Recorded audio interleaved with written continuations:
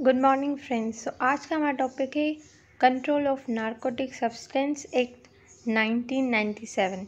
तो इस एक्ट के थ्रू हम लोग क्या देखेंगे कि नारकोटिक ड्रग्स हैं क्या, उनको पजेस करने के कौन कौन से रूल्स हैं, कौन कौन सी रेगुलेशंस हैं जो कि बनाई गई हैं।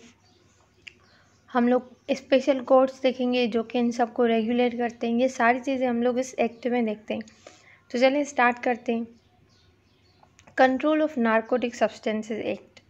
अगर इस एक्ट की बात करें तो इसमें हम लोग क्या देखते हैं कि जो नारकोटिक सब्सटेंस है, जैसे साइकोट्रोपिक ड्रग्स वगैरह हो गई, ये सारे सब्सटेंस, इन सबको मतलब कि रेगुलेट करने के लिए, पजेस करने के लिए, इसकी प्रोडक्शन के लिए या इसकी ट्रैफिकिंग मतलब स्मगलिंग के लिए कुछ रूल्स बनाए गए हैं या लॉज बनाए गए हैं। सही है। तो उन लॉज को मतलब जो लॉज बनाए गए हैं to regulate the narcotic and psychotropic substances, क्या क्या रेगुलेट कर रहे हैं, इसकी प्रोडक्शन को, प्रोसेसिंग को और ट्रैफिकिंग मतलब स्मगलिंग, मतलब फॉर सपोज कहीं पे ये प्रोड्यूस हुए, सही है, उसके प्रोसेसिंग हुए, सही है, उसके बाद क्या हुआ, किसी जगह मतलब कहीं जापान से या चाइना से पाकिस्तान में आ रहे हैं, सही है, फिर पाकिस्तान से फिर वो मतलब डिफरेंट कंट्रीज़ या डिफरेंट एरियाज़ में जो सप्लाई करते हैं ना, तो उनको क्या कहते हैं, ट्रैफिकिंग या स्मगलिंग।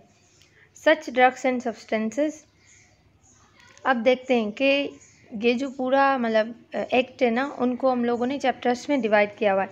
जो फर्स्ट चैप्टर है ना, उसमें है सेक्शन नंबर 1, जो कि short title extent and commitment. तो इसमें क्या होगा, इस जो एक्ट का शॉर्ट टाइटल क्या है, narcotic substance, control of narcotic substance act 1997। सही है, ये इसका शॉर्ट टाइटल है। उसके बाद एक्सटेंड, तो ये होल पाकिस्तान में एक्सटेंड किया गया है। उसके बाद है कमिटमेंट मतलब it shall come into force at once, मतलब जैसे ही बना वो फोर्स में आ गया। उसके बाद है सेकंड सेक्शन, उसमें डेफिनेशंस। तो उस डेफिनेशन पे हम लोग देखते हैं पहले एडिक्ट, मतलब एडिक्ट का मतलब क्या होता है, वो पर्सन जो कि फिजिकली मेंटली डिपेंड करता है किसमें, नारकोटिक सब्सटेंस पे या साइकोट्रोपिक जो सब्सटेंसेज है ना, उन पे डिपेंड कर रहा है, हैबिचुअल हो गया है, तो उसको हम लोग एडिक्ट कहेंगे। नारकोटिक सब्सटेंस या साइकोट्रोपिक जो सब्सटेंस है ना, उनमें कौन कौन से सब्सटेंस आ जाते हैं, 3 तरह के। एक तो कोकेन, ओपियम, पोपी और कैनाबिस, ये तीनों साइकोट्रोपिक सब्सटेंसेस हैं। तो इन चीज़ों की अगर एडिक्शन हो जाए, बंदा फिजिकली मेंटली इन पे डिपेंड करे, तो उनको एडिक्ट कहेंगे। और उसके बाद है एसेट्स मतलब जो भी प्रॉपर्टी है उस बंदे की, मतलब जो भी प्रॉपर्टी है डायरेक्टली इनडायरेक्टली एसोसिएट करती है उस बंदे से, या उसने किसी अपने एसोसिएट वगैरह को दी हुई है, तो मतलब ये क्या है, एसेट का मतलब क्या है, सिंपली प्रॉपर्टी जो कि मतलब कि ओन्ड हो, कंट्रोल्ड हो और बिलोंग टू एन एक्यूज्ड मतलब जो मुजरिम है ना, उससे बिलोंग करे, तो उसको हम लोग क्या बोलते हैं, एसेट। या डायरेक्टली उसको बिलोंग करेगी या इनडायरेक्टली, मतलब कुछ प्रॉपर्टीज़ उसके नाम पे होंगी, कुछ उसने अपने एसोसिएट्स हैं उनके नाम पे की होंगी। तो अब हम लोग जो सेकेंड टर्म यूज़ हुई है ना, एसोसिएट, उसको देखेंगे। लेकिन क्या है, उसकी प्रॉपर्टी पाकिस्तान के अंदर भी हो सकती है और पाकिस्तान से बाहर भी हो सकती है। फॉर सपोज उसने अपनी कुछ प्रॉपर्टीज़ है ना अपने किसी रिलेटिव के नाम पे किए जो यहाँ नहीं है, पाकिस्तान में नहीं, पाकिस्तान से बाहर है, मतलब अब्रॉड कंट्रीज़ में। तो चाहे वो पाकिस्तान में हो चाहे वो अब्रॉड में हो, तो वो सब क्या होंगे, एसेट्स होंगे। उसके बाद है एसोसिएट्स कौन हो सकते हैं, वो जो उनके मतलब कि घर के सामने रहते हैं, आउट हाउस में रह रहे हैं या सर्वेंट क्वार्टर में रह रहे हैं। दूसरा जो कि मतलब उनकी कंपनी में काम कर रहा है, मतलब एज अ डायरेक्टर काम कर रहा है, उनके ट्रस्ट के, ये सारे क्या होंगे, बंदे उसके एसोसिएट होंगे। Individual who has and the relevant time have been managing the affairs and keeping the account, उनके अकाउंट्स को संभालना, उनके अफेयर्स को देखना, ये सब काम कर रहे हैं, तो वो भी इनसे एसोसिएट हैं। कोई बंदा मतलब प्राइवेट फंड वगैरह में मतलब काम कर रहा है, private limited company with in means company audience 1984, मतलब company audience which an accused is or has at the relevant time being a member, इसी मतलब जो प्राइवेट लिमिटेड कंपनी है उसका मेंबर था, पार्टनर था या डायरेक्टर था, तो वो भी उसके एसोसिएट हो गए, मतलब इनसे एसोसिएट करते हैं। Any individual who is or has been at a relevant time a member, partner or director of any association of person की किसी भी एसोसिएशन में वो मेंबर हो, पार्टनर हो या डायरेक्टर हो, तो वो भी उसका एसोसिएट कहलाएगा, चाहे वो फर्म्स हो या प्राइवेट लिमिटेड कंपनी हो उसमें। ट्रस्टी ऑफ, जो भी इसने ट्रस्ट लिए हुए एक्यूज्ड बंदे ने, उसका ट्रस्टी हो, या स्पेशल कोर्ट ने मतलब कि बताया है consider that any property of an accused is hold on his behalf, मतलब इस अक्यूज्ड बंदे की प्रॉपर्टी जिसके बिहाफ पे होगी किसी भी बंदे के, तो वो भी क्या होगा, इसका एसोसिएट होगा, इसके साथ काम करता हो, आउट हाउस में रह रहा हो या इसके ट्रस्ट का ट्रस्टी हो, तो ये क्या है, सारा क्या होगा, इससे एसोसिएट होगा। उसके बाद है हम लोग यहाँ पे 3 तरह की ड्रग्स के बारे में पढ़ेंगे जिसको हम लोग किस में इंक्लूड करते हैं, साइकोट्रोपिक और नार्कोटिक्स में। तो उसमें पहली है कैनाबिस, सेकेंड है कोकेन और थर्ड है ओपियम। कैनाबिस, कोकेन और थर्ड क्या है, ओपियम। सही है। तो एक एक करके इसको देखते हैं। अब कैनाबिस की बात करते हैं ना, यहाँ पे कैनाबिस हेम्प। तो कैनाबिस 2 तरह का, एक कैनाबिस हेम्प और दूसरा कैनाबिस प्लांट, इन दोनों के बारे में पढ़ेंगे। अगर हम लोग कैनाबिस प्लांट के बारे में बात करते हैं तो वो क्या होगा, वो प्लांट जो जीनस कैनाबिस से जिसकी जीनस कैनाबिस है, तो हम लोग उसे क्या बोलेंगे, कैनाबिस प्लांट। और अगर कैनाबिस हेम्प के बारे में बात करें तो हेम्प का मतलब क्या होता है, बंग। यहाँ पे लिखा हुआ है ना कैनाबिस रेजिन। कैनाबिस रेजिन क्या है, चर्च, जो चर्च नहीं कहते हैं वो है कैनाबिस हेम्प और कैनाबिस रेजिन्स। अब इसको देखते हैं, that is the separated resins, मतलब सेपरेटेड रेजिन्स, उस प्लांट से हमने रेजिन्स लिए, या वो क्रूड होंगे या प्यूरिफाइड होंगे। सही है। वो obtain from the cannabis plant, कहाँ से मिला, कैनाबिस प्लांट से मिल रहा है। और कंसनट्रेटेड इसकी प्रिपरेशन भी हो सकती है, जैसे हैशिश ऑयल और लिक्विड हैशिश। अगर ये हैशिश ऑयल हो या लिक्विड हैशिश हो जो कि प्रिपेयर किया गया है फ्रॉम द कैनाबिस प्लांट, तो उसे भी हम लोग कैनाबिस में ही इंक्लूड करेंगे, या वो रेजिन्स हो, क्रूड हो या प्यूरिफाइड हो, या कोई भी प्रिपरेशन जो कि इससे पाई गई हो, तो उन्हें भी हम लोग कैनाबिस में इंक्लूड करते हैं। दूसरा फ्लावरिंग या फ्रूटिंग टॉप्स, मतलब जो फ्लावरिंग और फ्रूटिंग टॉप्स हैं, from which resin has not been extract, मतलब जिससे हम लोगों ने एक्टिव मटेरियल नहीं निकाला, रेजिन्स एक्सट्रैक्ट अभी तक नहीं किए, तो वो भी कैनाबिस में डालेंगे। Excluding the seeds and leaves when not accompanied by the top, मतलब वो सीड्स और लीव्स जो कि इसकी टॉप पे नहीं है, तो उनको हम लोग कैनाबिस में इंक्लूड नहीं करेंगे। और वो चीज़ें जिससे हम लोगों ने अभी रेजिन्स को एक्सक्लूड नहीं किया, अभी रेजिन्स का एक्सट्रैक्ट उससे नहीं निकाला, उस फ्लावर और फ्रूट्स को भी हम लोग कैनाबिस में डालते हैं।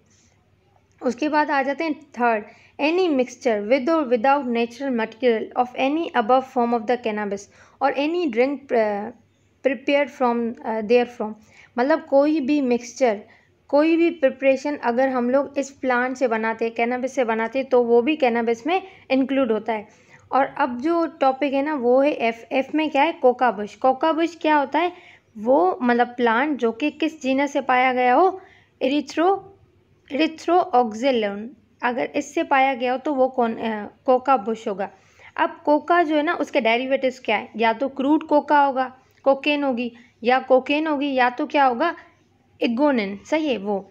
अब हम लोग एक एक करके इसको देखते हैं। अगर हम लोग क्रूड कोकेन की बात करते हैं तो वो क्या है, एक्सट्रैक्ट ऑफ द लीव्स, या मतलब किस लीव्स का, कोका लीव्स है ना, उससे हम लोगों ने कुछ एक्सट्रैक्ट किया है, और वो एक्सट्रैक्शन डायरेक्टली या इनडायरेक्टली यूज़ होगी for the preparation of narcotic, मतलब या कोकेन की प्रिपरेशन में यूज़ होती है, तो उसको हम लोग इंक्लूड करेंगे किसमें, कोकेन में।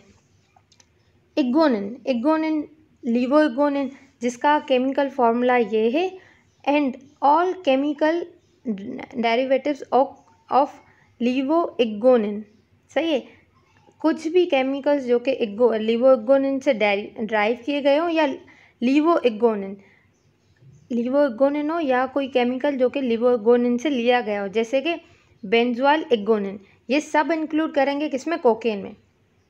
उसके बाद है कोकेन। कोकेन क्या है, दैट इज़ मिथाइल बेंजोइल लीवो इग्गोनिन, और इसका जो केमिकल फॉर्मूला है ना वो ये, सही है। उसके बाद इसके सॉल्ट्स वो भी इंक्लूड किए गए होंगे कोका में।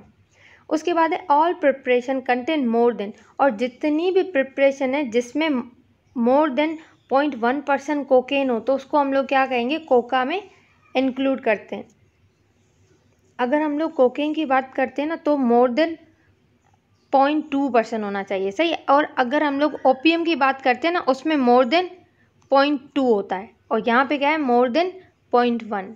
अगर हम लोग कोकेन की बात करेंगे मोर देन 0.1, और अगर हम लोग ओपीएम की बात करेंगे तो उसमें क्या होगा, मोर देन 0.2।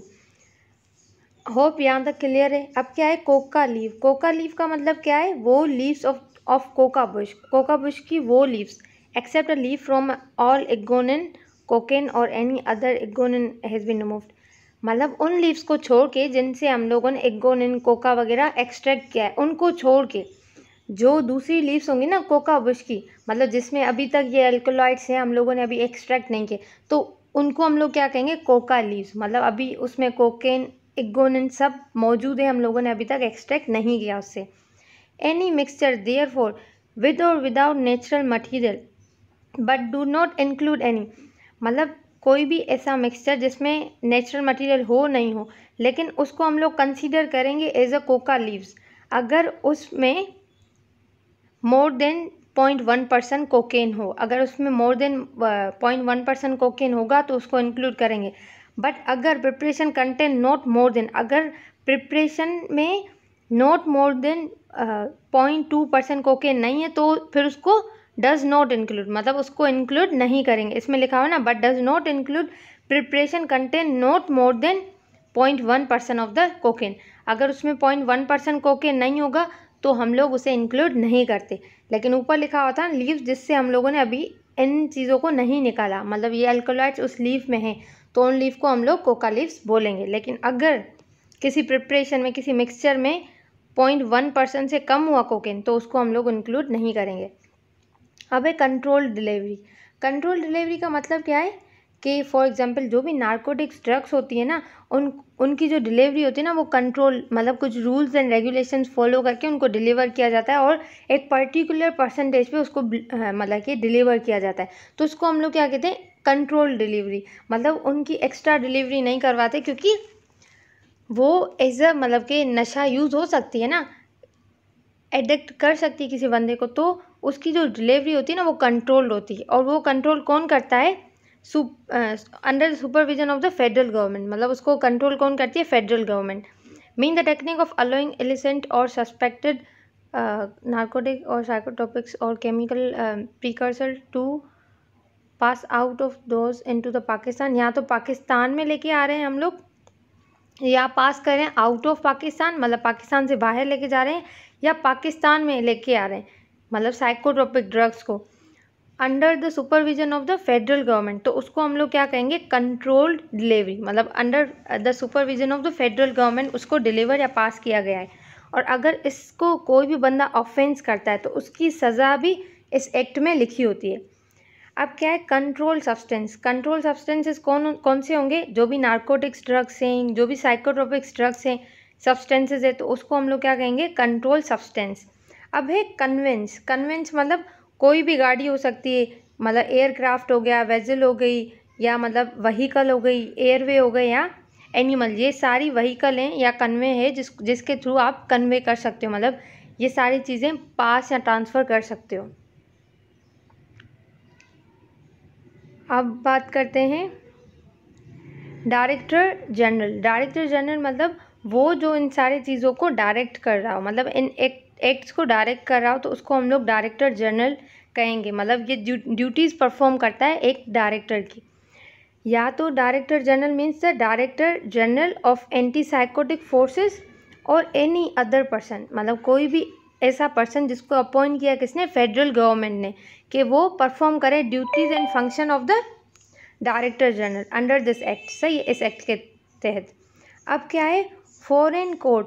फॉरेन कोर्ट का क्या है, मतलब अब यहाँ पे कोर्ट भी होंगे फॉरेन कोर्ट। अगर पाकिस्तान मतलब कि किसी भी फॉरेन कोर्ट से, मतलब उससे राब्ते में रहता है, मतलब फेडरल गवर्नमेंट अगर रिकॉग्नाइज़ करती है फॉरेन में किसी कोर्ट को, फॉर एग्जांपल यहाँ का जो है ना एक्यूज्ड बंदा फॉरेन में चला गया है, तो जो पाकिस्तान है ना, पाकिस्तानी वहाँ पे कांटेक्ट करेंगे कि हमारा ये बंदा है, इसने ये जुर्म किया है और ये यहाँ पे आके छुप गया है, आप इसको वापस पाकिस्तान में भेजो।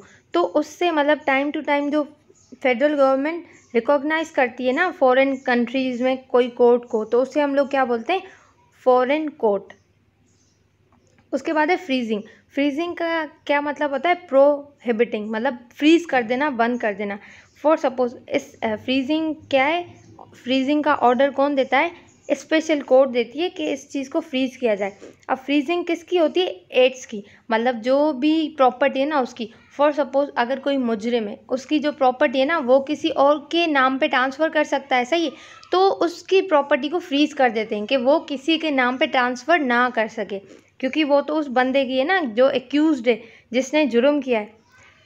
Authorized under this act the transfer, conversion or deposition and the movement of the assets and include the holding, controlling, assuming custody or managing any asset in pursuit of such order and in the cases of the assets which are, मतलब जो कि उस बंदे की है जो कि accused है, तो उसकी जो भी प्रॉपर्टी है ना उसको फ्रीज कर देना, मतलब उसको प्रोहिबिट कर देना कि वो किसी को ट्रांसफ़र या कन्वे या डिपॉजिट या किसी के नाम पे मूव ना करे उसको। और दूसरा उसको क्या करना, उस प्रॉपर्टी को होल्ड करना, कंट्रोल करना और उसकी कस्टडी लेना, ये सारा क्या होता है, फ्रीजिंग में आ जाता है। उसके बाद है मैन्युफैक्चरिंग।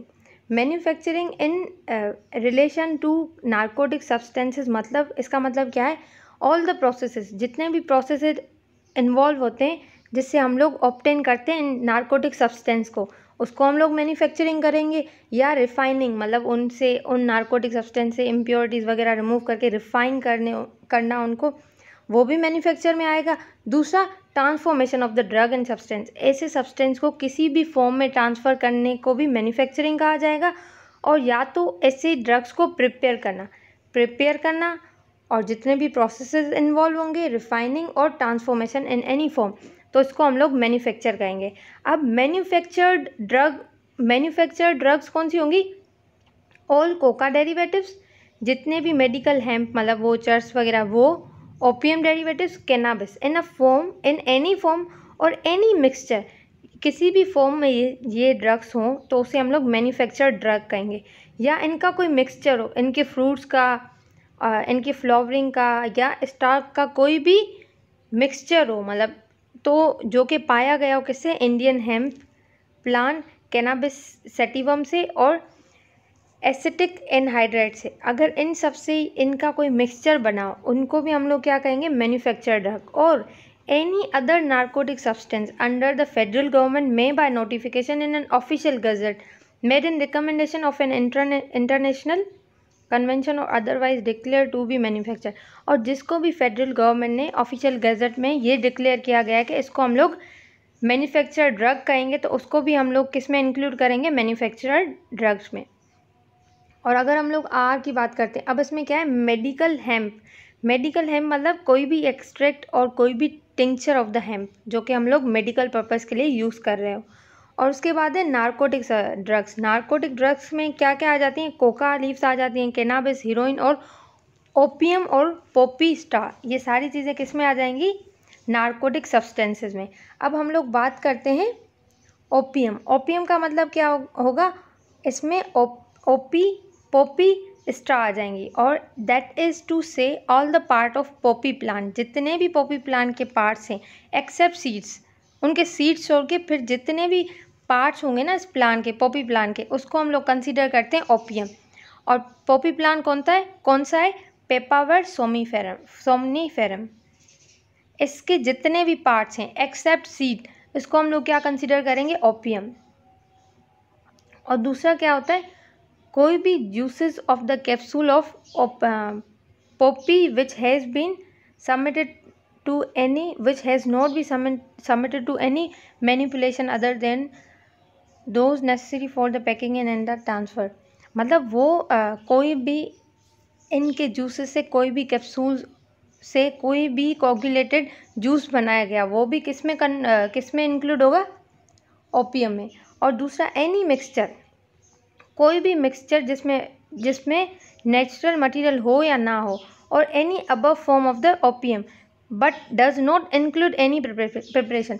मतलब जो भी मिक्सचर बना होगा ना, जितनी भी अबव इसकी चीज़ें, वो हम लोग उन मिक्सचर को इंक्लूड करेंगे, बट उन मिक्सचर्स को इंक्लूड नहीं करेंगे जिसमें मोर देन 0.2% मॉर्फिन नहीं होगा, तो उसको इंक्लूड नहीं करेंगे। हमें ये है कि ओपियम में हम लोग किसको इंक्लूड करेंगे, जिसमें 0.2% से ज़्यादा क्या हो, मॉर्फिन हो, तो उसको हम लोग इंक्लूड करते हैं। लेकिन अगर उसमें नहीं है तो उसको हम लोग इंक्लूड नहीं करेंगे। Opium derivatives includes medical opium, that is opium which has undergoes a process necessary to adopt. हाँ, मेडिसिनल ओपियम क्या होगा, वो ओपियम होगा जो कि हम लोगों ने सारे प्रोसेसेस उस पर अप्लाई किए हैं कि वो मेडिकल यूज़ में आ सके, तो उसको हम लोग क्या कहेंगे, मेडिकल ओपियम। और उसके बाद आ जाता है प्रिपेयर्ड ओपियम। मतलब prepared opium any product of opium obtain by any series of the operation design to transfer opium into the extract. मतलब कोई भी प्रिपरेशन जो कि हमें ओपियम से मिली, मतलब उसको एक्सट्रैक्ट किया है फॉर द स्मोकिंग, और आफ्टर स्मोकिंग जो उसके रेजिड्यूज़ होंगे उन सबको हम लोग क्या कहेंगे, प्रिपेयर्ड ओपियम। मतलब या तो एक्सट्रैक्ट बना है फॉर द स्मोकिंग, और जो स्मोकिंग के बाद रेजिड्यूज़ बचते ना, वो भी स्मोक किए गए, तो उन सबको हम लोग किस में इंक्लूड करेंगे, प्रिपेयर्ड ओपियम। अब उसके बाद जो थर्ड है उसमें मॉर्फिन क्या है, एक अल्कलॉइड है जिसका केमिकल फॉर्मूला ये। मॉर्फिन को भी हम लोग किसमें, ओपियम में इंक्लूड करते हैं, और इसके सॉल्ट्स को भी। दूसरा है डायएसिटाइल मॉर्फिन, जिसको हम लोग डायामॉर्फिन भी कहते हैं। तो ये क्या है, सेमी सिंथेटिक सब्सटेंस है, मतलब ये नेचुरल नहीं, सेमी सिंथेटिक है। डायामॉर्फिन कहते हैं और इसका फॉर्मूला ये, और इसको हीरोइन भी बोलते हैं। डायएसिटाइल मॉर्फिन और इसके सॉल्ट्स वो भी किस में होंगे, प्रिपेयर्ड, ये भी ओपियम कहलाएंगे। All the preparation contain more than 0.2% of the morphine. मतलब जिसमें 0.2% से ज़्यादा मॉर्फिन होगा उसको भी हम लोग क्या कहेंगे, ओपियम। अब है ओपियम पॉपी मतलब ये प्लांट है जो कि स्पीशी किससे पाया गया हो, पेपरवर्ट सोमनीफेरम से पाया गया हो। और पोपी स्टार मतलब all the parts except seeds को छोड़ के जितने भी पार्ट्स है ना पोपी प्लांट के, उसको हम लोग किस में इंक्लूड करेंगे, पोपी स्टार में। उसके बाद है पोपी स्टार कंसंट्रेशन का मतलब क्या है, mean the material obtain after Poppy star को हम लोगों ने क्या किया, सब्जेक्ट किया टू एन प्रोसेस, और उस प्रोसेस से हमें क्या मिला, उसके अल्कलॉइड्स मिले, तो हम उसे क्या कहेंगे, कॉन्सनट्रेटेड पोपी स्टार। प्रिस्क्राइब्ड, अब प्रिस्क्राइब का मतलब क्या होता है, मीन कोई भी चीज़ जो कि प्रिस्क्राइब्ड हो अंडर सम रूल्स, मतलब किसी रूल के अंडर वो प्रिस्क्राइब्ड हो, तो उसे हम लोग क्या बोलेंगे, प्रिस्क्राइब्ड। प्रॉपर्टी मतलब कोई भी किसी भी फॉर्म में हो, प्रॉपर्टी लैंड की फॉर्म में हो या मूवेबल हो, कोई भी चीज़ जो कि उस बंदे से रिलेट करती हो। अब वो मनी, पैसा भी हो सकता है। हम लोग बोलते हैं ना कितनी प्रॉपर्टी है, तो उसमें सब आ जाता है ना, उसके पास कितनी, मतलब घर उसके कितने लैंड उसके नाम पे पैसे कितने, तो वो सारी चीज़ें किसमें, प्रॉपर्टी में आ जाएंगी। मतलब कोई डॉक्यूमेंट उसके पास होगा प्रॉपर्टी का, लैंड, गुड्स, मनी, ये सारा किस में आ जाता है, प्रॉपर्टी में आ जाता है। ये सब कुछ जो भी मतलब, या प्रॉपर्टी यूज टू कमिट, मतलब कि कोई भी मतलब ऐसा ऑफेंस कमिट करने के लिए जो चीज़ें उससे काम में आ रही हैं वो भी उसकी मतलब प्रॉपर्टी हुई। All kind of shares, interest, जितना भी बिजनेस उसका आ गया, फ्रेंड्स आ गई, सोसाइटी और फंड्स जितने भी उसको है ना, वो सारा किस में आ जाएगा, प्रॉपर्टी में। अब उसके बाद आ जाते हैं साइकोट्रोपिक ड्रग्स क्या है, वो ड्रग्स जो कि फेडरल गवर्नमेंट ने ऑफिशियल गैजेट में डाल दिया है कि वो साइकोट्रोपिक सब्सटेंसेस हैं, तो उसको हम लोग साइकोट्रोपिक्स बोलते हैं। और ZB में क्या है, रिलेटिव्स मतलब कोई भी उस अक्यूज बंदे का, मतलब कोई भी पर्सन जो उसकी प्रॉपर्टी को होल्ड कर रहा हो, उसके साथ रह रहा हो, सही है, वो सब क्या है, उसके रिलेटिव्स में आ गए। अब है स्पेशल कोर्ट वो कोर्ट है जो कि सेक्शन 46 के तहत बनाया गया हो, तो उसको हम लोग क्या बोलेंगे, स्पेशल कोर्ट, जो कि एक्सरसाइज करेगा सारे powers of the special court. Tracing का मतलब क्या है, मतलब इन्वेस्टिगेट करना, मतलब फाइंड आउट करना, किसको, ट्रू नेचर को मतलब अगर कोई आपने कोई सब्सटेंस वगैरह लिया है तो उस मतलब उसकी नेचर क्या है, वाकई वो कोई साइकोट्रोपिक ड्रग है या नहीं, तो उसके लिए हम लोग ट्रेस करते हैं ना, मतलब उसको इन्वेस्टिगेट करेंगे। तो ट्रू नेचर, उसकी सोर्स कहाँ से मिला है, डिपोजिशन, मूवमेंट और ownership of the asset and including determining the movement और कन्वर्जन, मतलब ये प्रॉपर्टी किसके नाम पे थी और कहाँ मूव किए, किसके नाम पे फिर उसको किया है, ये सब उसको इन्वेस्टिगेट करना। मतलब कोई एक्यूज्ड बंदा है ना, उससे हम लोगों ने कोई चीज़ पाई, मतलब कि कोई साइकोट्रोपिक ड्रग पाई, तो उस ड्रग की नेचर हम लोग देखेंगे वाकई ये साइकोट्रोपिक है या नार्कोटिक है या नहीं, उसकी सोर्स कहाँ से मिली और डिपोजिशन, और दूसरा उस जो एक्यूज बंदा है ना उसकी प्रॉपर्टी पहले किसके नाम पे थी, उसने मूव किसके नाम पे करवाई, ये सब हम लोग क्या करेंगे, ट्रेस करेंगे। मतलब इन्वेस्टिगेट करें तो उसको हम लोग क्या बोलेंगे, ट्रेसिंग बोलेंगे। अब आ जाता है सेक्शन 3, उसमें हम लोग क्या कहते हैं, calculation of percentage in a liquid preparation. अगर किसी भी ओपियम, कैनाबिस या कोकेन से कोई जो है ना लिक्विड प्रिपेयर किया है, हम लोगों ने मिक्सचर प्रिपेयर किया है, तो उसकी कैलकुलेशन कैसे करेंगे, मतलब हम लोग कैसे कह सकते हैं कि हाँ इस अमाउंट में या इस परसेंटेज में आप डिलीवर कर सकते हो, इट्स सेफ। तो परसेंटेज कैसे कैलकुलेट करते हैं, अब आए देखते हैं। मतलब फेडरल गवर्नमेंट है ना, उसने कुछ रूल्स बनाए for the prescribing method by which percentage, मतलब परसेंटेज लिक्विड प्रिपरेशन की कैलकुलेट की जा सकती है। पर्पस कौन सा होगा, जिसमें क्लोज JHTU, मतलब ये सारे क्लोज जिसमें कैनाबिस, ओपियम ये सारे आ जाते हैं ना, उनके बारे में कैसे परसेंटेज हम लोग उसकी कैलकुलेट करेंगे, उसके लिए रूल्स बनाए किसने, फेडरल गवर्नमेंट ने। तो ये रूल्स क्या कहते हैं, मतलब on the basis that preparation contain 1% of substance means, मतलब 1% ऑफ सब्सटेंस का मतलब क्या होगा कि अगर कोई सॉलिड है ना तो उसमें 1 ग्राम, मतलब 1 ग्राम है सब्सटेंस, सही है। और अगर कोई लिक्विड है ना तो उसको हम लोग क्या बोलेंगे, 1 मिलीमीटर, तो उसको हम लोग क्या बोलेंगे, 1%। If liquid is contain in every 100 millilitre, मतलब एवरी 100 मिलीलीटर्स में अगर लिक्विड है तो 1 मिलीलीटर एवरी 100 मिलीलीटर्स में, तो उसको हम लोग क्या बोलेंगे, 1%। और अगर सॉलिड है तो 1 ग्राम देखेंगे इन 100 ग्राम्स, तो वो क्या होगा, इसकी परसेंटेज है। So in proportion for any greater or less percentage, तो उसकी परसेंटेज हम लोग इससे कैलकुलेट करते हैं कि इससे कम आ रही है, इससे ज़्यादा आ रही है। तो ये था आज का, और नेक्स्ट में हम लोग फिर देखेंगे, मतलब 4 सेक्शन से स्टार्ट करेंगे। आई होप आपको वीडियो अच्छी लगी होगी। अगर वीडियो अच्छी लगी तो वीडियो को लाइक करना ना भूलें।